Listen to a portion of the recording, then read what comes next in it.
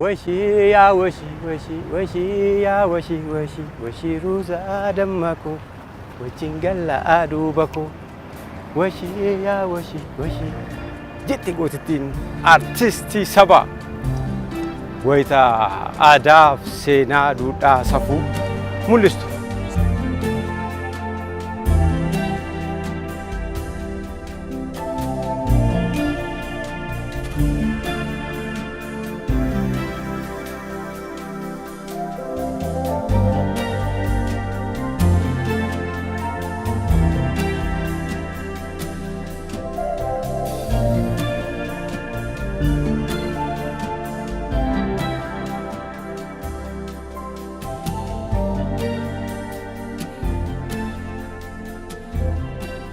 Kabajamtoota hordoftoota keenya imala keenyaan arrammoo bakka seenaa qabeessa tokkodha kan jirru warra shanan gibee jimma moo daabanaa manni kee dhibbamoo jaalalaa yaadni kee warra jaalala malee jibban beeknu qee warra mootii abbaa jifaaritti argamneerra imala keenyaan arra jiruuf jireenya safuu duudhaa hawaasummaa uummanni jimmaa haala kamiin keessa jiraataa jira maalirra ture arroo maal qaba keessattuu magaalaan Jimmaa waa hedduu isheen qabdu keessaa waa muraasa isiniif qoobna ulfaana imala.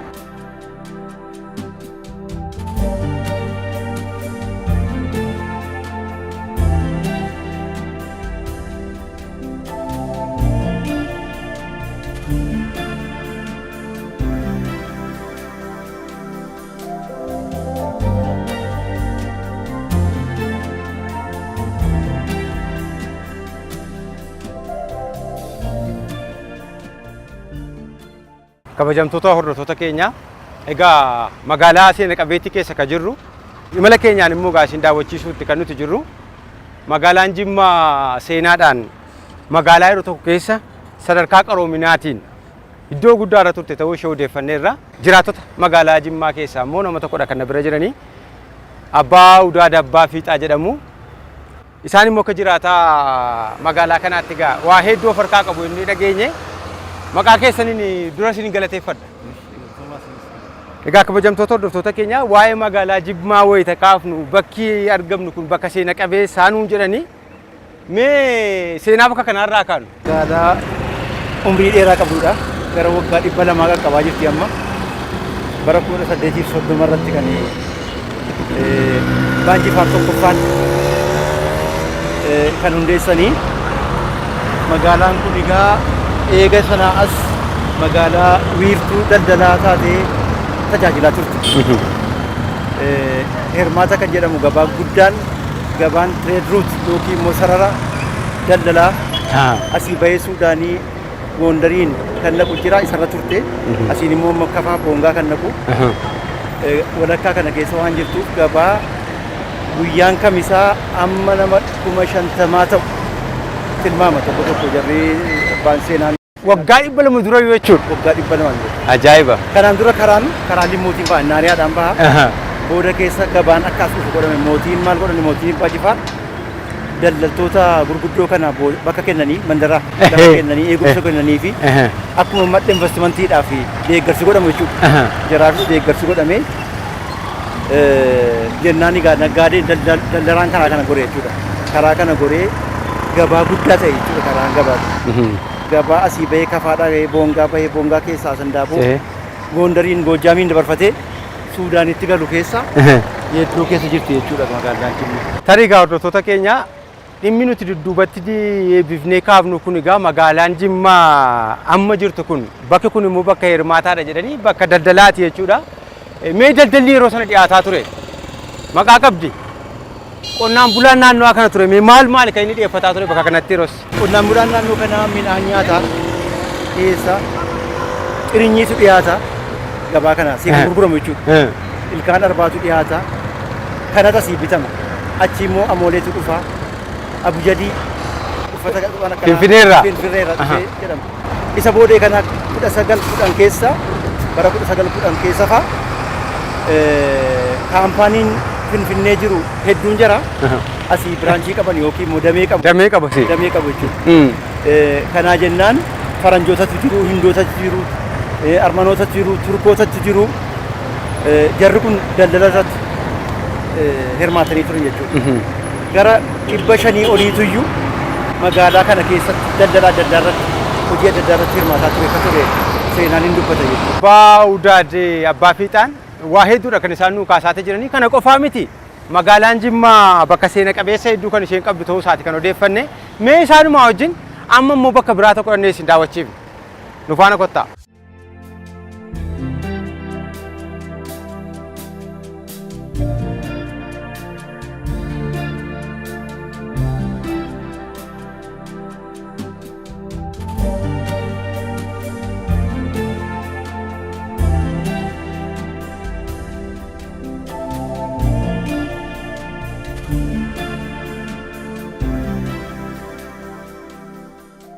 Hordoftoota keenya ammas egaa magaalaa Jimmaadha kan isin daawwachiisaa jirru. Waan seenaa bakka seenaa hedduudha kan isheen qabdu.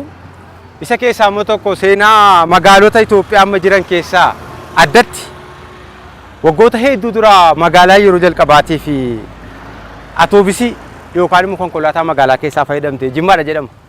Miti? Dhugaadha. Mee isni sun maali? Isaanii wajjin nannee nu daawwachiisu kottaa nu faana.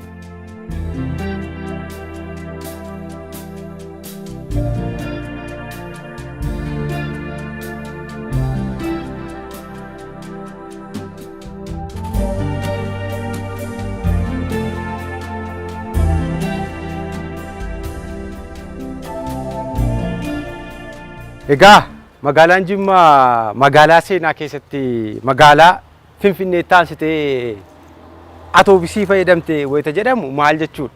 Bara kamidha laata kan isheen argatte? Asitti nutti maa jiru obbo Udaad? Magaalaan Jimmaa magaalaa Finfinneetiif Asmaraati. Asmaraattiin ansee magaalaan atoobisii magaalaa argate magaalaa Jimmaati. Atoobisiin kun hamma dhaallee akka seenaatti tajaajilaa jira. Hamma barbaadame illee yoo bal'achuu dadhabe seenaadhaaf illee hammadhaa kunoo hojjetaa jira. Ofii isaatiin afaan baasee dubbata seenaa. Afaan baasee dubbataara. Atoobisiin haaraanis kan dhufe jira. Garuu bara 60 keessa bara 60 keessa bara 1960moota keessa 60moota keessa dhufee atoobisiin kuni taataa jedhama inni dura dhufee qociidhaa fi as walakkaadhaan hojjeta ture. Booda keessa immoo babal'ataa gara aanaatti illee asiin maannaa yabbuu asiin sakka asiin dedoo asiin sarboo tajaajilaa ture. Yeroo ammaa kana tajaajilli sun yoo dhaabate illee kanaaf seenaa magaalotaa keessaa magaalaan atoobisii magaalaa Jimmaa jechuun hin danda'amu.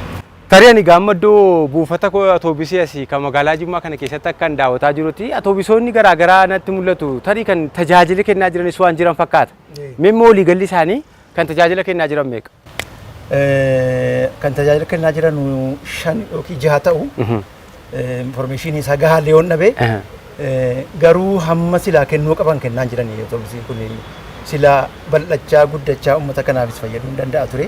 Haa ta'u malee amma yeroo kun kun warra atoobisii tajaajila kennaa jiranidha. Tarii isa kana bulchiinsi magaalaa Jimmaa olaata waan kana kunuunsaa faayidaa uummataatiif babal'isaa gamdeeme jechuu dandeenya. Nuti garuu kakaasti waan kana waa malee miti.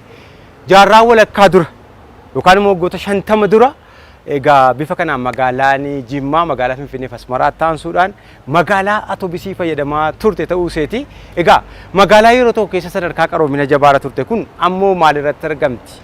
Isas booda isinitti himna. Amma garuu bakka seenaa ka'umsa isheedha kan nuti daawwachiifnu mala kanaan. Nu faana kottaa.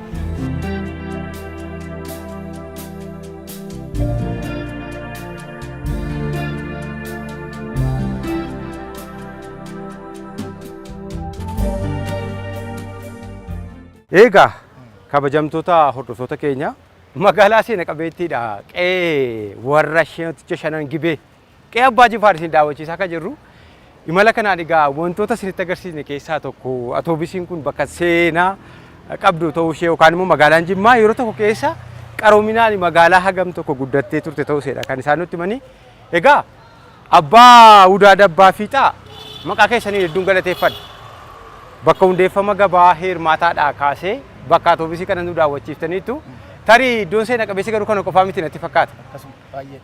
Waa baay'eedha kan jiru tarii isaanii moojiidhaaf egaa waan jarjaraniif isaaniin nan geggeessa Ani immoo ogeessa kabiraa wajjin mee magaalaa Jimmaa keessa imaleetan kan isin agarsiisu maqaa keessaniin garuu isaaniin hedduun isin galateeffadha. Horaa bulaa deebanaa. Warra seenaa himantaa. Hayyeegaa kabajamtoota hordoftoota keenyaa isaaniin geggeessitan kan hin jiru angaruu magaalaa Jimmaa keessa turtiin isin faana taasisu hedduudha. Waa baay'ee dhaganaa kan isin agarsiisu. Tarii magaalaan Jimmaa magaalaa yeroo tokko qaroomina irra turte wayita jedhamu maal faadha laata? Dubbatamee kan hin dhumne waa hedduutu jira. Nafaana kottaa.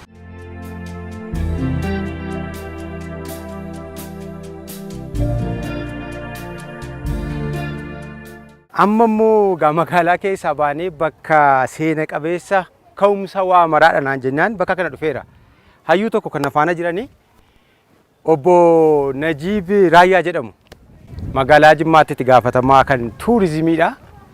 Galatoomaa isin hin jenna waan yeroo keessa nuu kennitanii nu daawwachiisuudhaaf jirtaniif. Anis galatoomaa jedha nu daawwachuudhaaf waan dhuftaniif jechuudha.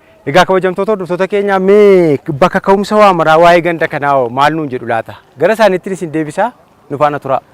Egaa akkuma beekamu Jimma Shanangibeen seenaa guddaa qaba jechuudha. Akkuma beekamu Shanangibeen jaarraawwan balama dur yeroo hundeeffaman jalqaba 18 duwwaa limuu inaaraatu akka dhaabbateen beekama bara Abbaboo Giboo.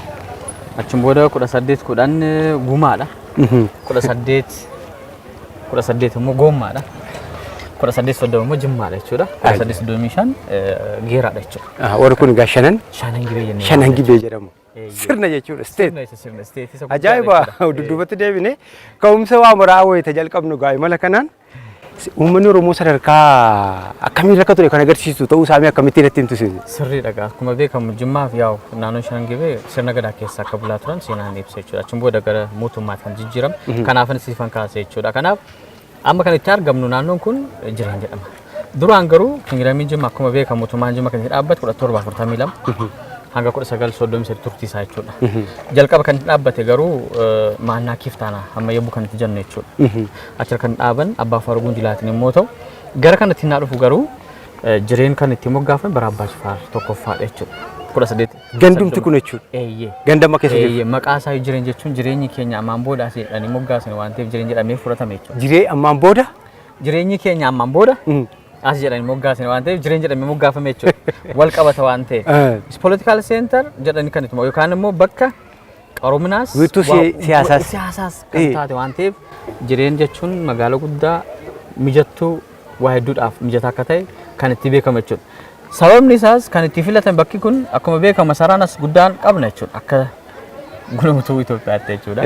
Jaarraa 18 keessa kan itti ijaarame bara Abbaa Jifaar lammaffaa ta'u malee duraan garuu saanqa galiitu masaraa guddaa qaba jechuudha. Abbaa Jifaar isaan jalqabe yookaan immoo maqaa ijoollummaa isaanii Abbaa Sanaa jedhamu jechuudha. Kabajamtoota hordoftoota keenyaa masaraa kana ajoo wal qabatu fuulduratti Oromiyaa Broadcasting Network ijaarsarra jira wanta ta'eef kan isinitti ta'uu isaa gamanuma waadaa isinitti galla. Imala keenyaan garuu dudduuba masaraa sanaa Jireen maal fakkaatti?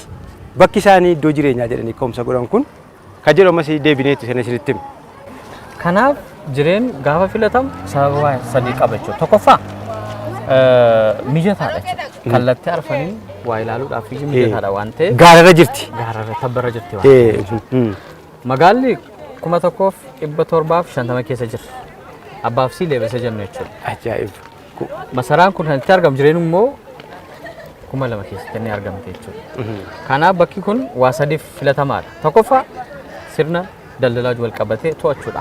Akkuma beekamu jaarraa 19 keessa Jimma kan itti beekamu sirna daldalaatiin baay'ee beekamaadha. The backbone of economy kan jedhamu bara san Jimma keessa ka'umsa isaa jechuudha. Baay'inaan gabaan daldala guddaan kan itti gaggeeffamu bara Abbaa Jifaar tokkoffaa hanga lammaffaa akka babal'atee hin beekama jechuudha. Isa to'achuudhaaf. Lammaffaa kallattii arfan qaba waan ta'eef gaararra jira waan ta'eef diina to'achuudhaafis mijataadha jechuudha. Strategic isa jennu jechuudha.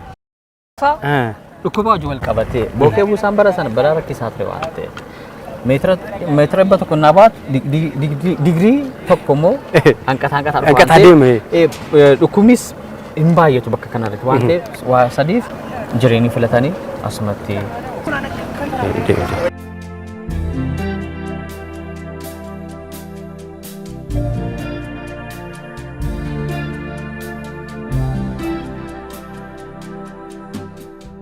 Hordoftoota keenya imalaatti kan jirru bakka seena qabeessa magaalaa seena qabeetti qe'ee Abbaa Jifaar kan isin daawwachiisaatti jirru Jireen egaa naan jettanii jireenyi bakka ka'umsaati. Bakka jireenyaa miidhagduudha nuun jedhanii mee gandi ishee lammaffaa Qocii jedhamtu osoo kam? Egaa amma naannoo Qocii keessanii argamna. Moggaasa maqaa Barabbaa Shifaan lammaffaa kan itti kenname yommuu ta'u waggootni 150 akkuma beekamu Qocii jechuun gabaa xiqqishee jechuudha. Xiqqoo waan Qocii jedhu waan xiqqishoo jechuudha bakka tokko tokko. Namoonnis guyyaadhaaf kan itti barbaadan waan bitanii kan itti fayyadaman consumption jedhama Ingiliffaan. Kanaaf guyyaadhaan waan nyaatan waan dhugan kan itti barbaadan kan itti bitamu jechuudha gabaa xiqqishee taate naannoo kan itti fayyadamu baay'inaan naannoo sana keessanii argamne jechuudha. Hammas Qocii gabaa Qocii daldalli Qocii ammas jira jechuudha. Baay'inaan uummanni ammas itti tajaajilaa jira. Baay'inaan kuduraalee fuduraalee baay'inaan fresh ta'e jechuudha kan itti argannu waan ta'eef baay'inaan hammas itti bulfee jechuudha gosoonni tokko 50 kan ture hammas kunoo gabaan Qocii bal'aadhaan ammas namoonni hawaasni Jimma magaalaan dhufanii kan itti bitan jiraachuu keessatti. Qocii xiqqaatu yoo malee waan bareedaa qabdi jechuudha. Waan bareedaa fresh kan ta'e jechuudha. Kan ta'e kuduraalee fuduraalee kan beekamu waan ta'eef sana bitanii guyyaadhaan kan itti fayyadaman kan itti bitan gabaa Qocii naannoo sana keessanii argamne jechuudha. Egaa gabaan Qociis egaa warra seenaa qaban bakka ka'umsaa magaalaa Jimmaatiif bu'uura ta'an kan seenaa Abbaa Jifaar wajjin immoo wal qabatu hedduu qaban keessaa isa tokko ta'uu isaati. Meegaa Qocii qofaa miti nuun jechaati jiru magaalaa Jimmaa keessa wayita imallu bakka ka'umsa kan ta'anii inni sadaffaa afuraffaas jira jedhan isaanoo isaan kami isin daawwachiifna nu faana imala.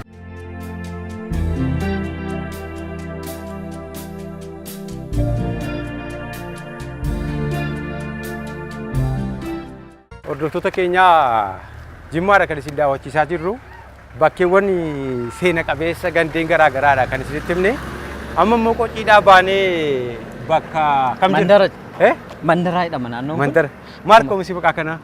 Mandara jechuun walumaa galatti Barabbaa Shifaan lammaffaa Jimma qaroomina daldalaatiin baay'inaan beekamtu waan ta'eef namoota jabartiifaaf qal'aa yookaan namoota akka kaabaratti kan dhufan biyya Arabaa kan dhufan baay'inaan dhufanii Jimma keessa nagadanii deebi'anii kan deeman. Naannoo kun garuu baay'inaan kan itti beekamu fakkeenyaaf naannoo kana keessatti mandoon yookaan moggaasa maqaa kan itti kenname jira. Bakka boqonnaa namooti garaa garaa daldaltoota jechuudha. Egaa magaalaa wal qabatee jechuudha kan itti dhufan. Qe'een Abbaa Jifaar egaa qe'ee jaalalaati wayita jedhamu hundumaa hammattee hammachummaadhaan beekama jechuudha. Sirna gadaatu nu barsiise waan ta'eef Abbaa Jifaar akka tuufu godhanii amma kan ilaalaa jiru seenaanis ta'ee ammas naannoo Jimma keessa saboota adda addaa amantaan adda addaa jaalalaan nageenyaan walitti jiraatu jechuudha. Tarii amma gandeen hundeeffamaa keessa jiran keessaa egaa hundi isaanii waan ofii ofiidha kan isaan qaban. Mee addattoo isheen kun gandeen jiran keessaa maaliin adda taati? Kan adda kan taasisu tokko dhiyoodha.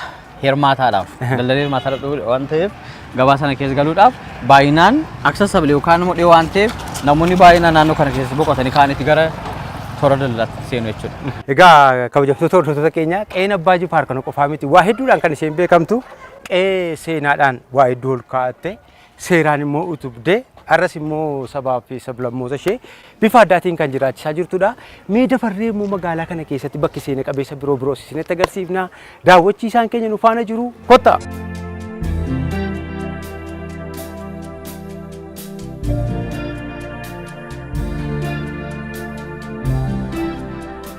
Hamma gaa kan itti argamnu naannoo Hirmaataa bakka seena qabeessa kan ta'e Barabbaa Shifaan lammaffaa bara isaanii kan itti moggaafame daldalli guddaan kan itti dabarfatus kan itti taa'us kan itti daldalanus naannoo sana ni argamna jechuudha.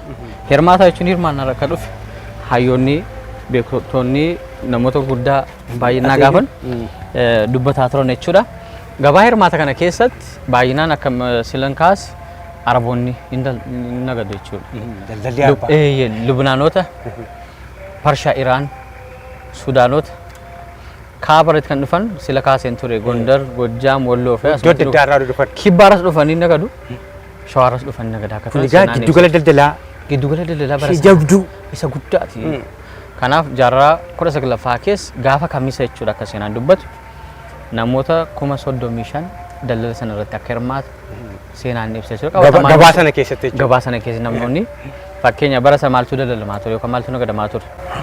Gogaa qeeransa, buna, gogaa leencaa, xirinyii, shittoo adda addaa, wantoota adda addaa biyya keessas biyya alas kan dhufu asumatti walitti ga'ee. Maalti intallaree magaa kanarraa amma isinii akka ogeessa tokkotti gogaawwan bineensa gurguddoo iddoo kanarraa gurguramaa turuu isaanii sirru. xirinyii zibaadii waan akkasii kun jiraachuu isaarraa maal xiinxaltu mee ammasee? Amma innaa xiinxallu karaa aadaatiin iyyuu namoonni Jimma keessa jiraataa turan gootota akka ta'an jechuudha. Akka salphaatiin qabamu qilqeeressas leencoo jechuudha. Tokko sanarratti madda waan ta'eef.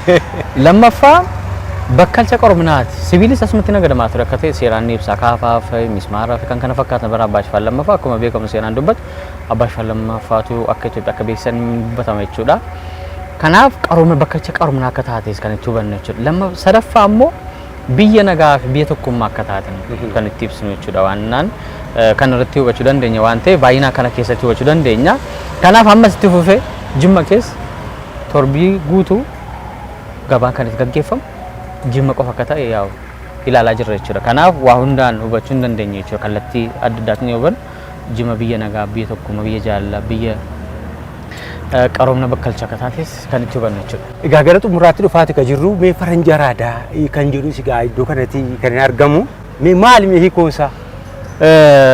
Baay'inaan faranja araadaa moggaasa uummata Jimmaatu moggaase Abbaa Jifaar booda akka ta'e ni ibsama jechuudha. Ispeeshaalii bara Abbaa Jifaar lammaffaa erga isaan boqotan 1926 keessatti boqotanii Xaaliyaan 1928 galee jechuudha. Erga isaan boqotan waggaa lama booda jechuudha. Yeroo Xaaliyaaniin dhufu baay'inaan Xaaliyaan hojii kan dhufan Libanaanota, Armanoota, Giriikootaas Jimma keessa jiraatu. Faransaay dabalatee jechuudha. Kanaaf bitaaf mirga baay'inaan faranjoonni baay'atu waan ta'eef uummanni Jimma maal jedhee faranjoochi rifaame jechuudha. Faranjoota isaanii waan ta'eef faranja araadaa jedhamee moggaafame jechuudha. Haa ta'u malee Xaaliyaan bara sana maal jettee moggaaste Piccolo Roma. Piccolo Roma. Roma xiqqisheedhaan moggaasan jechuudha. Inni bareeda waan ta'eef baay'inaan fakkeenyaaf 1937 bakka lakkoofsa Awurooppaatti jalqaba maaster pilaanii kan Jimma kan itti diizaayin godhan kan itti bocanis Xaaliyaanota jechuudha. Maal fa'aa ijaaran bara sana daandii, riqicha, hospitaala, buufata boqonnaa yookaan qonnaan bulaa yookaan qonnaan bulaan qaban garuu baay'inaan namoonni ofishaal kan ta'an yookaan aangoota kan qaban mana isaanii ijaaraniiru. Bara sana keessa sinimaa 3 qabdi Jimma. Sinimaa Rooma, sinimaa Itaaliyaa, sinimaa Indijinoo jedhanii sinimaa Indijinoo jechuun hawaasa keenyaaf kan itti ijaaran jechuudha. Ajaa'iba gaama kun magaalota Itoophiyaa keessa warreen gurguddaa jedhaman keessa sinimaan kun bakka muraasa kan inni jiru. Bakka muraasa Jimma keessa garuu 3 qabdi. Yeroo sana keessatti. Arfaffaan baankii of di Rooma baankii of di Itaaliyaa jedhanii moggaa. Baankiiyyuu tajaajila kan jalqaban Asmara, Shawaa fi Jimma keessa akka ta'e. Tajaajilli reediyoo illee jira jedhama ture. Reediyoo jalqabayyuu afaan keenyaa kan tamsaasu kan jalqabe formal kan ta'e Jimma keessa. Shent reediyoonii jedhee uummanni Jimma waama. Center of Radio jechuudha. Bara san afaan shaniin dabarsaa turan. Oromiif, Arabiif, afaan Xaaliyaanii, Biritishii fi Suwaaliidhaan.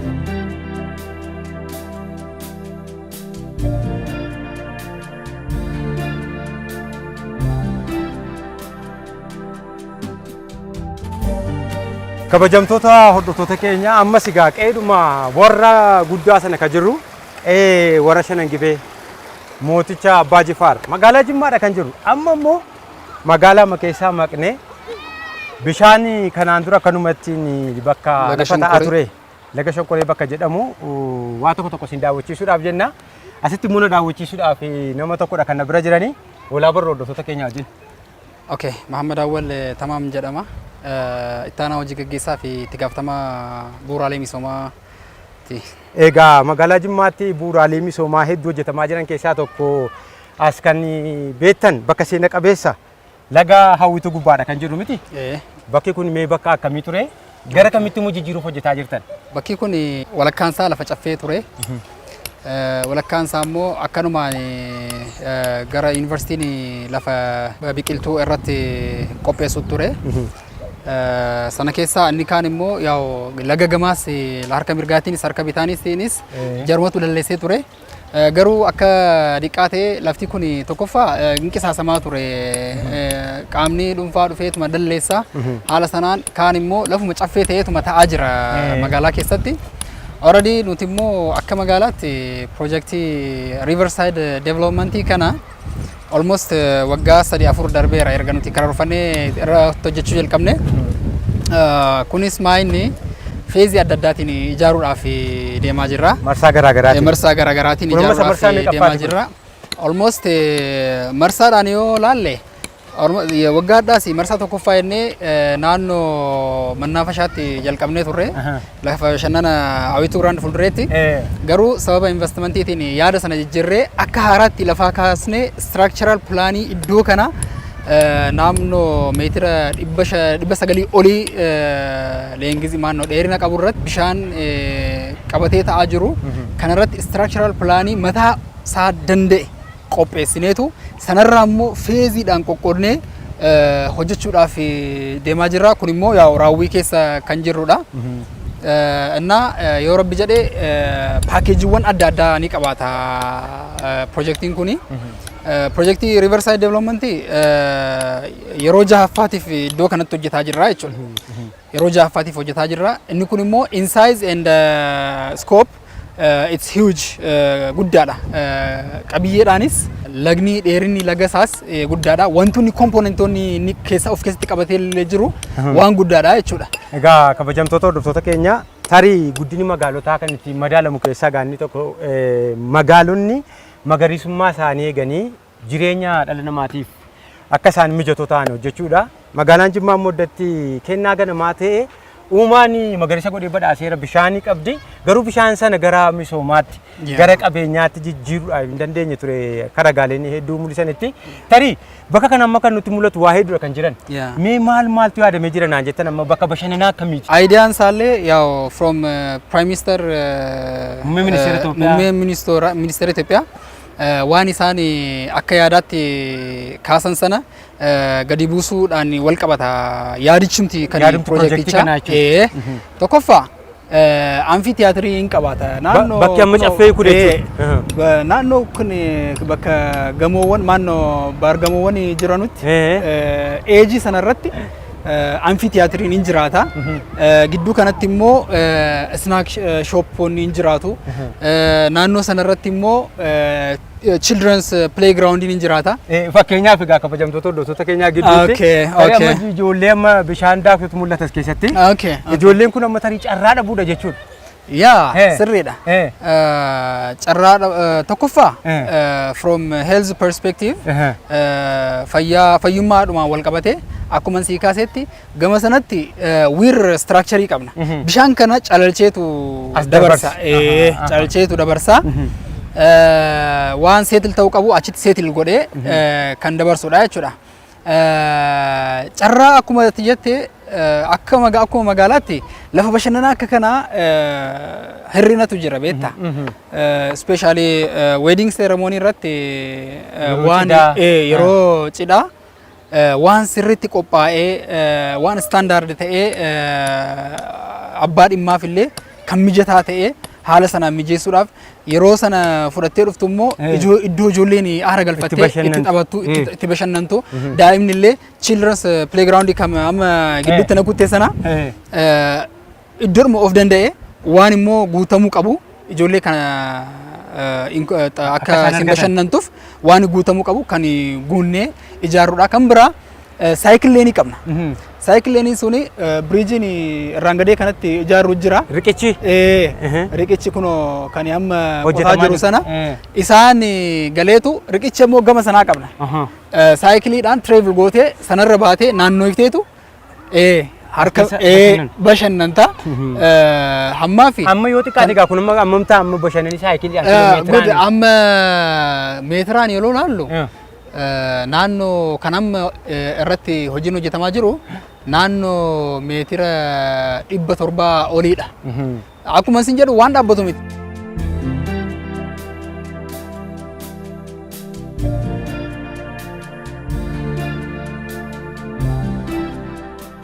Wantoota isin imala keenyaan isin biraa gaatuudha keessatti gaa kaleessa qaroominaan jimmi maalirra turte arrammoo maalirra jirti kan isin jedhu qofa isinitti agarsiisuufidha malee wantoota nuti daawwanne hedduudha. Egaa inni kaan immoo gaafa xumurametti deebinee bifa addaatiin keessatti bashannanaa bifa miidhagina qabuun kan biraa isinitti agarsiifnu jechuudha. Qophiin kun garuu akka milkaa'u kanneen yaada nuu kennan isaaniin dabalatee goratti galatoomaa horaa bulaa isiniin jenna. Qophii har'aa kan qopheessee isin dhiyeessan caannee xuunaan ture Ingidaa Woldesambat. Qophii kana viidiyoo qulqullinaan akkasiin bira ga'u gochuudhaan kan nafaana turedha. Har'aaf kan jennu xumurreerra. Imalli keenya gaazexeessaa kan torban dhufu immoo kan biraatti isinitti himna. Kanarraa xumurree nagaatti.